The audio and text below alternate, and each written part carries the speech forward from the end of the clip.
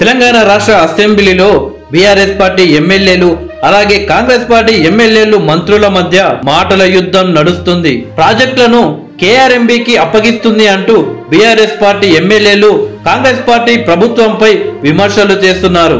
కేఆర్ఎంబీకి ప్రాజెక్టులను అప్పగించొద్దు అంటూ BRS party రేపు నల్గొండలో సభ కూడా ఏర్పాట్లు చేస్తున్నది. ఒక సభకు ముఖ్య అతిథిగా మాజీ ముఖ్యమంత్రి కేసీఆర్ గారు రాబోతున్నారు.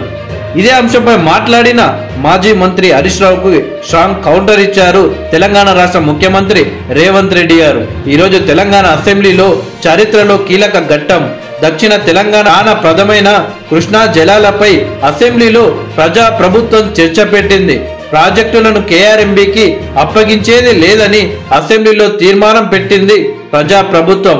ఇంతటి ప్రాధాన్యత అంశంపై అసెంబ్లీకి హాజరు కాని ప్రధాన ప్రతిపక్ష నేత కె చంద్రశేఖరరావు ఇంతకీ కేసీఆర్ గారు ఈ రోజు అసెంబ్లీకి ఎందుకు రాలేదు? ఇప్పుడు హరీష్ రావు ఎంత మాట్లాడినా ఉత్తదే, విలువలేని మనిషి. అసలు మాట్లాడాల్సింది ఈ 10 సంవత్సరాల్లో పాపాలకు కారణమైన పాపాల భైరవుడు కేసీఆర్ రావాల్సిందే అని సీఎం రేవంత్ రెడ్డి గారు స్ట్రాంగ్ కౌంటర్ ఇచ్చారు.